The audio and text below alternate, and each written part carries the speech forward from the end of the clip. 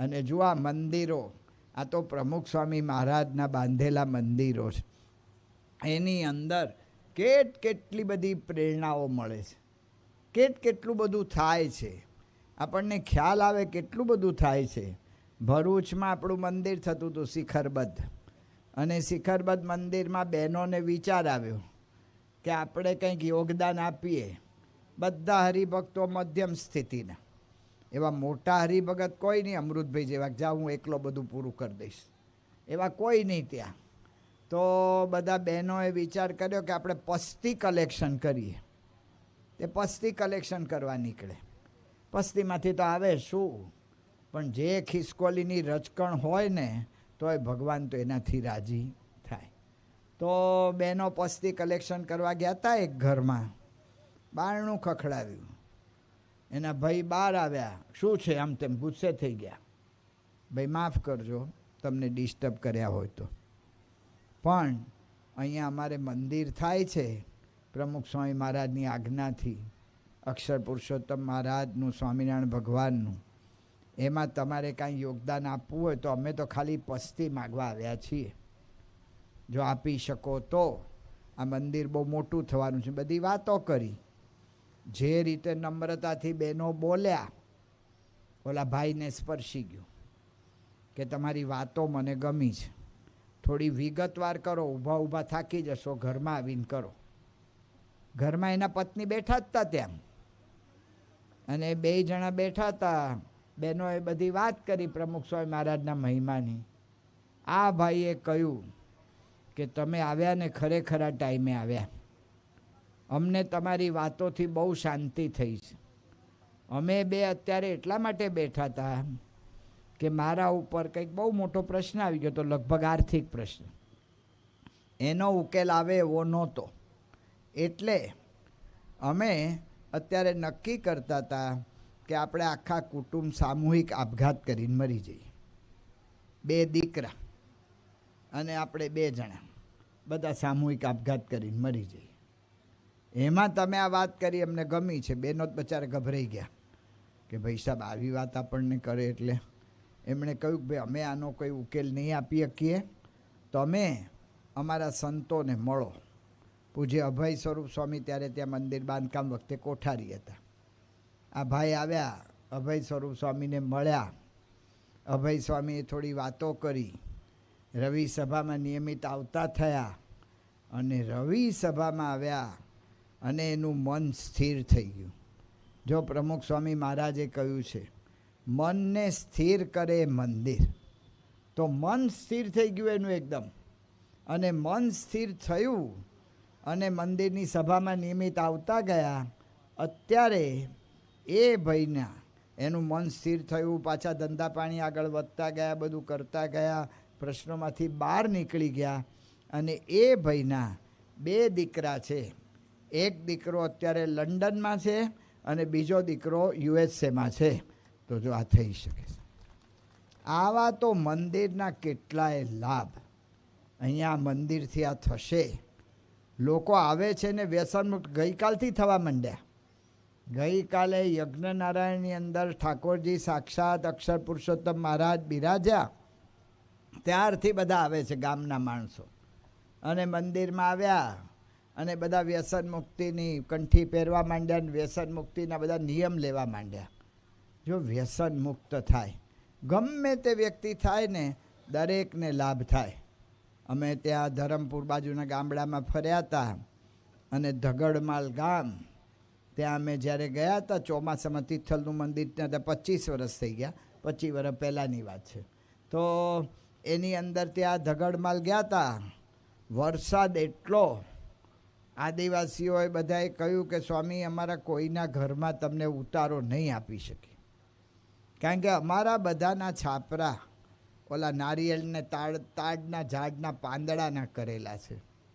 વરસાદ એટલો બધો છે ને, ક્યારે ક્યાંથી ચૂવે ને કંઈ નક્કી ના રહે, ને તમારી ઊંઘ બગડે. એટલે પછી એ લોકો નળિયાવાળું ઘર ગોતતા હતા, કોક એકે ઘર નહીં. એટલે અમને પછી ત્યાં ગામની પ્રાથમિક શાળા હતી, ત્યાં રજા લઈ અમને ઓસરીમાં સુવડાવ્યા સંતોને. આ તો બધું પતી ગયું. 10 વર્ષ પછીની વાત.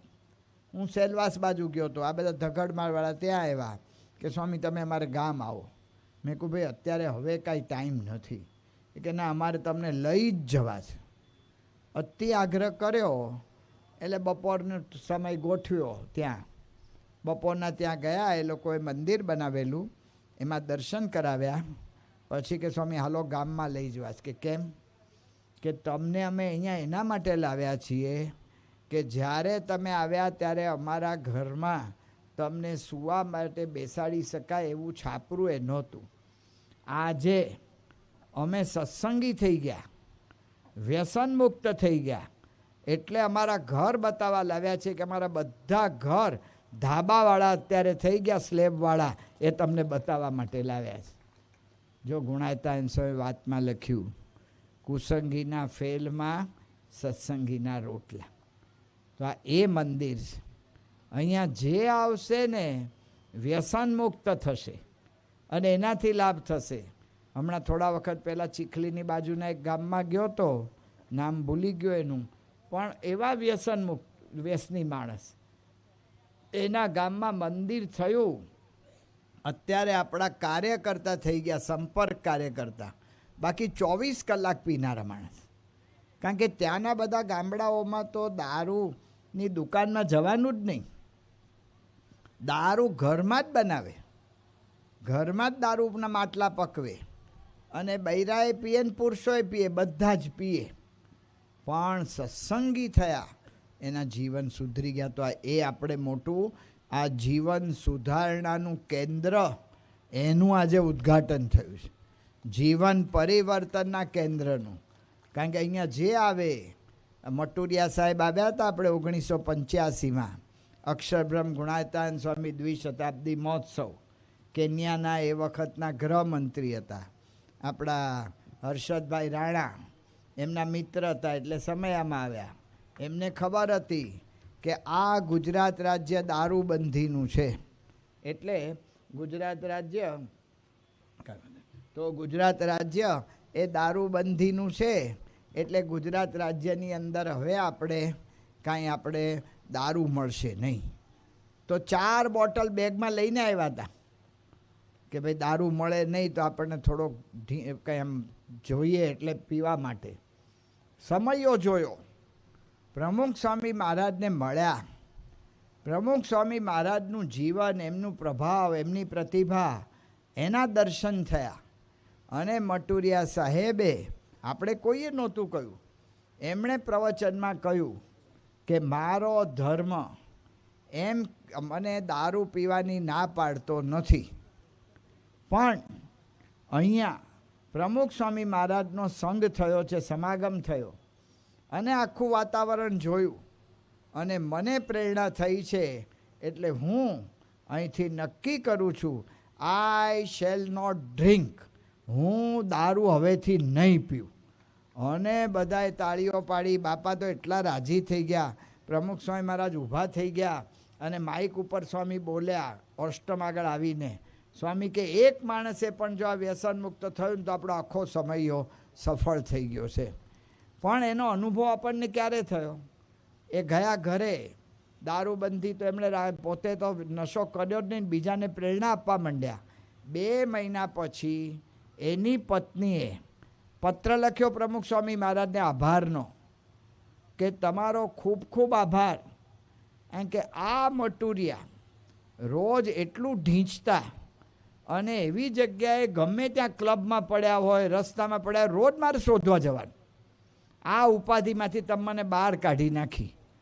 અને એણે બીજું લખ્યું પ્રમુખ સ્વામી મહારાજને કે અમારા ઘરમાં આ ગૃહમંત્રી એટલે પગાર તો મોટો આવે, હું શિક્ષિકા છું એટલે પગાર આવે, પણ દર વર્ષે છોકરાની ફી ભરવાની હોય ત્યારે અમારે ઉધાર માગવા પડે. આ બધું દારૂમાં જતું હતું. તો આ મંદિર આવા કામ કરશે. આ મંદિરથી તો અહીંયા બાળ મંડળ, યુવક મંડળ બધું થશે. કેટલા મોટા મોટા કામ થાય છે. હમણાં જ મહંત સ્વામી મહારાજની આજ્ઞાથી મિશન રાજીપો, એ બહુ મોટો આખો એક પ્રોજેક્ટ થઈ ગયો. આપણે તો નવાઈ જ પામ્યા કરવાની છે. કારણ કે મહંત સ્વામી મહારાજ સારંગપુરમાં બિરાજમાન હતા અને સારંગપુરમાં મહંત સ્વામી મહારાજે ત્યાં બધા 300-400 છોકરા લગભગ ભેગા થયા હતા, જેણે સત્સંગ દીક્ષા મોઢે કરી નાખી હતી અને કારિકા મોઢે કરવાના હતા. એવા 300-400 ભેગા થયા હતા. તો બધાએ મહંત સ્વામી મહારાજ આગળ રજૂ કરી. કાર્યકર્તા સંતોને ઉમંગ આવી ગયો. તે સ્વામીને પૂછ્યું કે સ્વામી, આવા કેટલા અક્ષર પુરુષોત્તમના વિદ્વાન તૈયાર કરવા છે? અને આ તો મહંત સ્વામી મહારાજ સાક્ષાત અક્ષર બ્રહ્મ, નાની વાત તો હોય જ નહીં.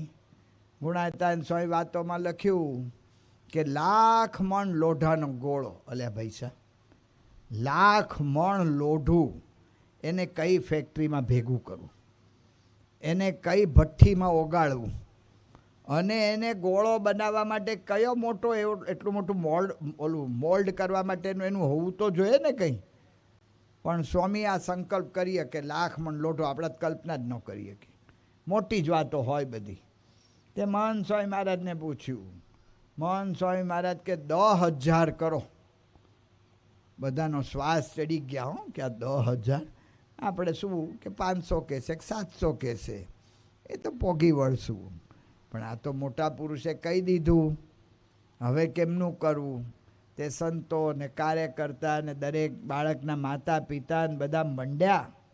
લગભગ 6,000 કે 7,000 થયા જુલાઈ ઓગસ્ટમાં. બધા એની વચ્ચે હતા, 6,000-7,000 વચ્ચે. બધા હાથ જોડી ગયા, બાપાને વિનંતી કરી કે બાપા 6,000-7,000 થયા છે ને એને 10,000 માની લેજો, હવે અમે કાંઈ આગળ કરી શકીએ એમ નથી. કારણ કે ઉપાધિ આ નાના ટાબરિયાને કેમનું કરવું. મને એક બાળ કાર્યકર્તાએ કહ્યું કે સ્વામી મને આમાં એટલો કંટાળો આવે છે બાળસભામાં. મેં કહું કંટાળો શું એમાં? એ કે સ્વામી એટલી સરસ રીતે આપણે આમ વાર્તાને બધું કહેતા હોય ને તો એકબીજાને ગોદો મારતો હોય, કોકને ટપલી મારે, કોક સભામાં આડો પડીને હોઈ જાય, કે મારો બધો મૂડ ઉતરી જાય છે કે છે એમાં. તો આવા બધા બાળકો ચંચળ આત્મા, આમ તો બોલાય નહીં કારણ કે સ્વામીએ બહુ મોટા કયા છે ને, પણ જેવા ચંચળ વાંદરા હોય એમના જેવા ચંચળ આત્મા હોય તે બધા આવી રીતે ચંચળ, એટલે એને મોઢે કેમનું કરાવું? પણ આ સત્પુરુષ છે ને એ સામાન્ય નથી. એ જે સંકલ્પ કરે છે ને એની પાછળ એમનું ઐશ્વર્ય, એમનો પ્રતાપ એવો મૂકે છે ને, આપણે થાકી જઈએ પણ એ થાકતા નથી. આ 92 વર્ષની ઉંમરે મહંત સ્વામી મહારાજે કાર્યકર્તાને પત્ર લખ્યો, તમે ધારો તે કરી શકો, નીચે અંડરલાઈન કરી, મંડી પડો. અને ખરેખર બધા મંડી પડ્યા. તો હમણાં દિવાળી પર સ્વામી આગળ રજૂ થયું, 15,666 અક્ષર પુરુષોત્તમ આપણા વિદ્વાનો તૈયાર થઈ ગયા. 15,000. અને એમાં હું સુરત ગયો તો મને ઓળખાણ કરાવી, મારો વાલો 2 વર્ષ અને 9 મહિનાનો છોકરો, અને આખું સત્સંગ દીક્ષા મોઢે કરી નાખેલી. એટલો ચંચળ, એના બાપના હાથમાં સ્થિર જ રહે નહીં. હવે એવાને કેમનું મોઢે કરાવવું? કારણ કે અમે ત્યાં ગયા હતા, ત્યાં દાંત બતાવવા સુરત. તે અમારે પ્રફુલ્લભાઈ ડૉક્ટર ડેન્ટિસ્ટ, તે મારી ટ્રીટમેન્ટ કરતા હતા. એનો છોકરો યોગીને લઈને આવેલા કે સંતોને આમ દર્શન થાય એને. તે છોકરો નવરો, મારી યારે ગુણવત્સલ સ્વામી હતા, એને ટાઈમ હતો. તે એને ટાઈમ એટલે એને કહ્યું કે આ છોકરાની યારે આપણે વાતચીત કરીએ. એટલે છોકરાને પૂછ્યું, છોકરો કે હું અક્ષર પુરુષોત્તમનો વિદ્વાન થઈ ગયો છું. એમ? લે તું વિદ્વાન થઈ ગયો તો બોલ શ્લોક. એમ કરીને ગુણવત્સલ સ્વામીએ ફોનમાં સત્સંગ દીક્ષા કાઢી અને એને પૂછવા માંડ્યા. ઓલો મારો ઓલો બોલવા માંડ્યો. એક શ્લોકમાં થોડો ભૂલ પડી. ગુણવત્સલ સ્વામી કે આમ નથી, આ શ્લોક આમ છે. કે લો જો વાંચ, જો આમાં આમ લખ્યું છે. એ કે મને વાંચતા નથી આવડતું. એટલે આ વાંચતા નથી આવડતું ત્યાં 315 સંસ્કૃત શ્લોક મોઢે કેવી રીતે કર્યા? એ કે મમ્મી 7 વાર બોલે ને પછી હું બધાને મોઢે કરાવ્યું. પણ એની અંદર સ્વામીનો પ્રતાપ કેટલો છે આપણને. આ મંદિરમાં બધા આવશે ને આવા કાર્ય કરશે, શું થશે? તે હમણાં સભા થઈ ને એની લોકોની સન્માનની, તો એ વખતે ત્યાં વાત કરી હતી કે સ્વરૂપ નામનો છોકરો, પૂનાનો, એને કંઈ સ્વામિનારાયણ સંપ્રદાય સાથે કાંઈ લેવા દેવા નહીં. એના કોક મિત્ર આપણા સત્સંગી છોકરો નાનો, એટલે બાળમંડળની સભામાં ને લાવ્યો. હવે સ્વરૂપને એવું થયેલું કે એના મમ્મી પપ્પા રોજ ઝઘડે, રોજ મારામારી, રોજ ધબાધબી, રોજ બધું ચાલે. આ રોજનો પ્રશ્ન.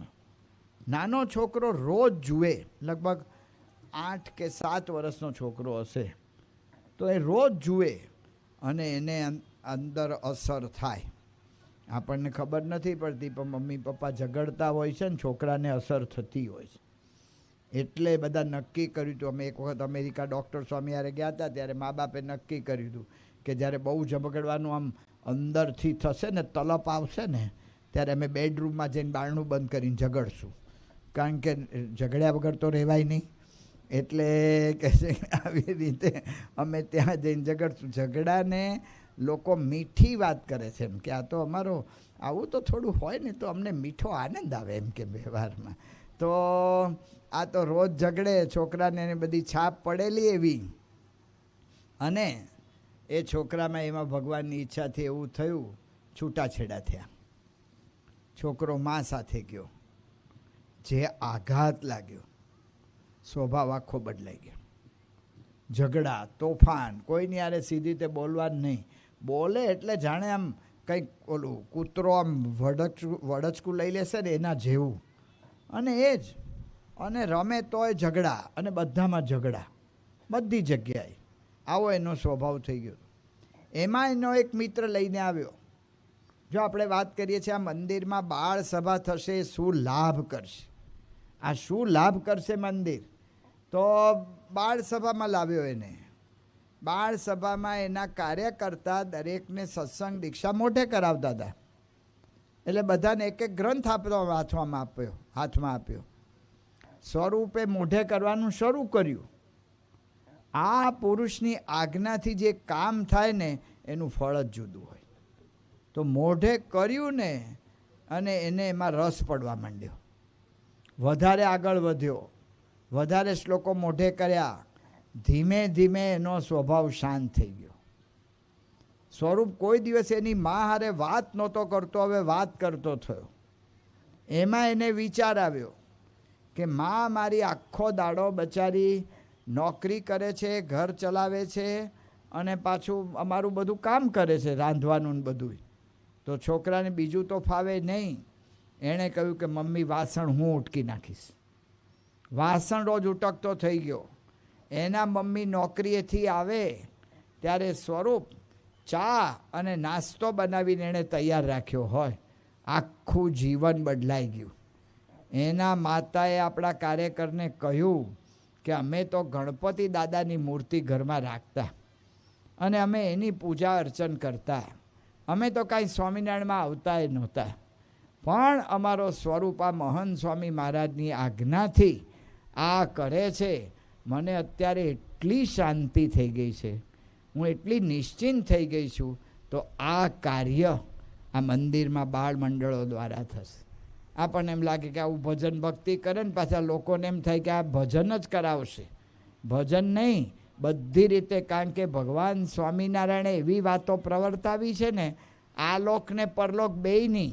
હમણાં અમદાવાદ ગયો હતો, જમતા જમતા સંતો વાતો કરતા હતા. આપણા એક બાળ મંડળમાં સભ્ય, એના માતા પિતા સત્સંગી નહીં, પણ એના મિત્રને લીધે સભામાં આવતો હતો. તો એણે સત્સંગ દીક્ષા ગ્રંથ મૂઠે કરવાની શરૂ કર્યું. એના શિક્ષકે એના પપ્પાને ફોન કર્યો કે તમારો છોકરો આડે રવાડે ચડી ગયો છે, અને આ સત્સંગ દીક્ષાને ભિક્ષાને બધું મોઢે કરે છે ને, ભણવામાં જોજો હવે પાછો પડી જવાનો છે. એના બાપાએ એને વાત કરી, એના પપ્પાએ છોકરાએ કાંઈ બહુ એટલું માથે સ્વીકાર્યું નહીં, અને તમને બધાને અનુભવ થાય છે.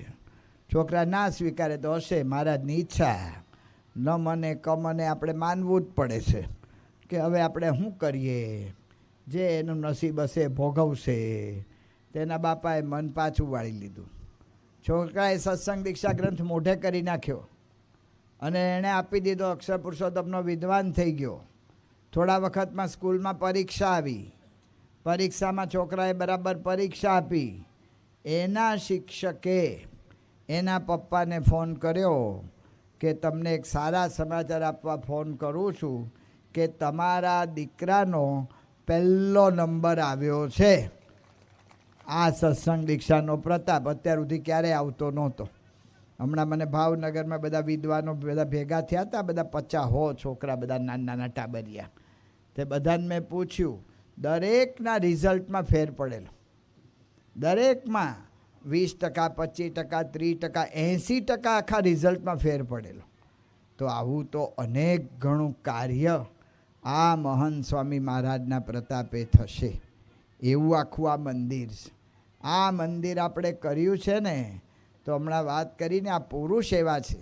આપણે અક્ષર પુરુષોત્તમની વાતો કરીએ છીએ એ ખાલી સ્થૂળ નથી. આ પુરુષના જીવનમાં આપણને મૂર્તિમાન દેખાય છે. અને એ પુરુષને જે આશરે છે એના જીવનમાં જ્ઞાન ઉતરે છે અને બધા પ્રશ્નમાંથી બહાર નીકળી જાય છે. એક જ પ્રસંગ કહીને પૂરું કરીએ આપણે. અમારે ઠીકરિયા ગામ વડોદરા જિલ્લાનું, અને છગનભાઈ હરિજન વ્યક્તિ, અને એને સત્સંગ થયો યોગી મહારાજના વખતમાં. પ્રમુખ સ્વામી મહારાજે એમનું વધારે સંભાળને બધી લીધી અને છગનભાઈ પાક્કા સત્સંગી થયા. હવે છગનભાઈ એને બધી રીતના પ્રશ્ન, કૌટુંબિક પ્રશ્ન. એનો એક છોકરો ગાંડો, તે ગાંડો છોકરો સવારના પોરમાં નીકળી જાય ઘરમાંથી, ગામમાં બધે ફરે. બીજું કંઈ ચોરી બોરી ન કરે, પણ ગામમાં આપણે જોઈએ છે આવું નાનું ગામ હોય તો ઘરનો ડેલો ખુલ્લો જ હોય ને અંદર બધા કામ કરતા હોય રસોડા બસોડામાં. ઘર આખામાં તો બધી વસ્તુ આમથી આમ પડી હોય. આ અંદર ઘૂસે અને જુએ કે કોઈ જોતું નથી ને, તો કોઈની ડોલ બાલદી હોય કે કોઈનો હાંડો હોય એ ઉપાડી લે. લઈ જાય નહીં, એ પાછો આજુબાજુમાં જોઈએ કોનું ઘર ખુલ્લું છે, એના ઘરમાં મૂકી આવે. હવે શું થાય? ઓલાના ડોલ ઓલો ગોતતો હોય ને ઓલાના ઘરમાંથી મળે. રોજના ઝઘડામાં પછી ખબર પડે કે આ કરનાર કોણ છે, કે ઓલો ગાંડો. એટલે બધા એને પકડે ને ધોલ ધપાટ કરે. તે છગનભાઈને રોજ છોડાવવા જવાનું. જો કૌટુંબિક પ્રશ્ન, આર્થિક પ્રશ્ન. છગનભાઈને બિચારાને ઓલું જૂના જોડા બધા હોય ને, આપણા બધા બૂટ હોય, ચપ્પલ હોય, સ્લીપર હોય, ફાટી ગયા હોય તો એને સાંધી આપે, એ ધંધો. હવે અત્યારે આપણે જોઈએ છે છેલ્લા 20-25 વર્ષમાં કોઈના કપડાં તમે થીગડાવાળા જોયા નહીં હોય. પહેલાંના જે છે એને અનુભવ છે કે એને કપડાં થીગડાવાળા પહેરેલા છે. હવે દુનિયા, આપણે ભારત આગળ વધી ગયું. એ પોતાની રીતે ફેશનના આઈ લવ યુ બાય લવ યુના થીગડામાં રહે, જુદી વસ્તુ. પણ કોઈના થીગડાવાળા કપડાં એ આપણે જોતા નથી. તો છગનભાઈનો ધંધો હાલે નહીં. પૂજ્ય મહંત સ્વામી મહારાજ એને ઘરે ગયા હતા. તો મહંત સ્વામી મહારાજને છગનભાઈએ કોથળા પર બેસાડ્યા. કોથળા પર મહંત સ્વામી મહારાજ જેવા પુરુષ આવે, પ્રમુખ સમાજ હતા ત્યારે ગયા હતા, પણ આવા મોટા સદગુરુ આવે એને કોથળા પર બેસાડે, એ માણસને ઘેર સગવડ શું હોય? મહંત સ્વામી મહારાજે જોયું કે એના ઘરની તાવડી 3 તારથી સાંધેલી હતી. મહંત સ્વામી મહારાજે કહ્યું કે છગનભાઈ, તમારી આગળ એક તાવડી હાજી નથી. હું હમણાં હરિભગતને કહું છું, તમને નવી તાવડી લાવી આપે. કેટલી થાય? 10 રૂપિયા, 20 રૂપિયા. માટીની તાવડીને કેટલો ખર્ચો થાય? તો એ લાવી આપે છે તમે. છગનભાઈ કે સ્વામી મારે જોઈતી નથી. એટલે આ તારી આ તાવડી તૂટલી છે એટલે કહું છું સ્વામી કે મારી તાવડી તૂટલી છે, 3 તારથી હાંધેલી છે, બધી વાત સાચી. પણ હું રોટલો તાવડી પર નાખું તો તાવડી મને એવું કહેતી નથી કે હું તૂટલી છું એટલે તને નહીં શેકી આપું. તાવડી મને રોટલો શેકી આપે છે, એટલે મારે જોઈતી નથી. જો આ માણસની આગળ કોઈ વ્યવસ્થા નથી, પણ મનથી કેટલો રાજા જેવો માણસ. આ તો કેટલી વ્યવસ્થા હોય. અધિકારી થાય, મંત્રી થાય, મુખ્યમંત્રી થાય ને મારા વાલા ઘાસ ખાઈ જાય. કાં તો 3G કૌભાંડ, 4G કૌભાંડ, એમાંથી બહાર ના આવે ભિખારી માણસ. આ માણસની આગળ કોઈ વ્યવસ્થા નથી, તોય આમ રાજાની જેમ જીવે છે. આ સત્સંગ શું કરે છે? હમણાં સ્વામીએ વાત કરી ને અંદર મંદિર, આ સત્સંગ શું કરે છે ને પ્રશ્ન જ નહીં. છગનભાઈને રોગ થયેલો, હરિભક્તોએ પ્રમુખ સ્વામી મહારાજને કહ્યું. પ્રમુખ સ્વામી મહારાજ છગનભાઈને વડોદરા બોલાવ્યા, અટલાદરા. આપણા ડૉક્ટર હોસ્પિટલ, શાસ્ત્રીમાં જ હોસ્પિટલ વડોદરામાં છે, એના ડૉક્ટર આપણા હર્ષદભાઈ જોશી એ વખતે મુખ્ય હતા. એને બાપાએ બોલાવ્યા અને બાપાએ કહ્યું કે આ છગનભાઈને પ્રશ્ન છે, તમે જુઓ અને એનું નિરાકરણ કરો. હરિજનની સેવામાં બ્રાહ્મણને મૂકે ને એ આપણા ગુરુ પ્રમુખ સ્વામી મહારાજ હતા. તો હર્ષદભાઈએ તપાસ કરી તો છગનભાઈને તો ડાયાબિટીસ અને સિવિયર ડાયાબિટીસ, ગેંગ્રીન થઈ ગયેલું, એને ખબર જ નહીં, એની ગણકારતા જ નહોતા. તો જોયું એટલું બધું ગેંગ્રીન વધી ગયેલું કે 2 પગ કાપવા પડે. હવે છગનભાઈને વાત કરી ડૉક્ટર હર્ષદભાઈએ કે છગનભાઈ આમ ધીરે રહીને વાત કરી બધી કે તમારા 2 પગ કાપવા પડશે. છગનભાઈ તો રાજી રાજી થઈ ગયા, બહુ સારી વાત કરી તમને કે મારા 2 પગ કાપી નાખવાના, કે 2 કાપી નાખવાના, કે સારું કહેવાય. હું મરી જાઉં ને ત્યારે મારી ઠાઠડી ઉપાડનારને વજન ઓછું ઉપાડવાનું. લે જો, એને કોઈ પ્રશ્ન જ નથી, એને પ્રશ્ન જ નથી. એને આર્થિક પ્રશ્ન છે, એને કૌટુંબિક પ્રશ્ન છે, એને આવી રીતે આ શારીરિક પ્રશ્નો છે, પ્રશ્ન જ નહીં. સંતો એને ગામ ગયેલા, રવિવારની સભા હતી, છગનભાઈ સભામાં આવ્યા. તે રોજ તો ફાટલા કપડાં, પણ એ દિવસે થોડાક નવા જેવા કપડાં. સંતોએ પૂછ્યું કે છગનભાઈ આજે કાંઈ દશેરા નહીં, દિવાળી નહીં, ને આજે કેમ આમ નવા કપડાં જેવું? કે મારે આજે ઉત્સવ છે. કે શેનો ઉત્સવ? કે મારા બૈરા આજે ધામમાં ગયા. બધા ગામના બધા હતા, એકદમ ચોંકી ગયા. કારણ કે નાના ગામડામાં કેવું થાય, એક જણ પણ કોઈ પણ મરી જાય કે દેહ મૂકી દે, આખા ગામને તરત ખબર પડી જાય. એટલે ક્યારે થયું અગ્નિ સંસ્કારને બધો વિધિ ક્યારે થઈ ગયો? અમને તો કોઈને ખબર જ ન પડી. છગનભાઈ કે અગ્નિ સંસ્કાર બાકી છે. એટલે અગ્નિ સંસ્કાર બાકી છે તો તમે અહીં હું કામ આવ્યા સભામાં? એ કે જુઓ, મારા બધા હરિજન સગાવાલા એ દાડીએ ગયા હોય કે ત્યાં મજૂરીએ ગયા હોય, તો કોઈ મજૂરીએ ગયા હોય એને કંઈ તરત છોડે નહીં. મેં 4 દિશામાં 4 માણસો મોકલ્યા છે. એ વાત કરે, ઓલો માલિક એની આગળ કામ પૂરું કરાવે પછી છોડે. તો 2 કલાક તો ઓછામાં ઓછો 2 થી 3 કલાક થઈ જશે બધાને ભેગા થતા. હું ઘરે બેસીને કરું છું. યોગી મહારાજે કહ્યું તું 25,000નો નફો જતો કરીને રવિવારની સભામાં આવવું, એટલે હું રવિવારની સભામાં આવ્યો છું. એટલે એ તો બધું બરાબર, પણ આ નવા કપડાં કેમ પહેર્યા છે? કે એટલે હજી તમે પ્રશ્ન પૂછ્યા કરશો. તમારા સગાવાલા એ અમેરિકા જતા હોય, યુએસએમાં, અને તમે એને વિદાય આપવા વળાવવા જાઓ, ફાટલા કપડાં પહેરીને જાઓ. મારા બૈરા સાક્ષાત ભગવાનના અક્ષરધામમાં ગયા છે, એટલે હું નવા કપડાં પહેરીને વળાવવા જવાનો છું. જો આ મંદિર આ કરે છે, આ મંદિર આપણને આટલી સ્થિતિએ પહોંચાડી દે, બધું આપણને સકારાત્મક પોઝિટિવ જ થઈ જાય. તો એવું મંદિરની આજે આપણે અહીંયા પ્રતિષ્ઠા થઈ છે. તો મહારાજ સ્વામી, પ્રમુખ સ્વામી મહારાજ, મહંત સ્વામી મહારાજને પ્રાર્થના કરીએ કે મંદિરથી દરેકને લાભ થાય, એટલો લાભ થાય આખું ગામ વ્યસન મુક્ત થઈ જાય, દરેક સુખિયા થાય અને દરેકને શાંતિ મળે. એ જ મહારાજ સ્વામી, પ્રમુખ સ્વામી મહારાજ, મહંત સ્વામી મહારાજના ચરણોમાં પ્રાર્થના.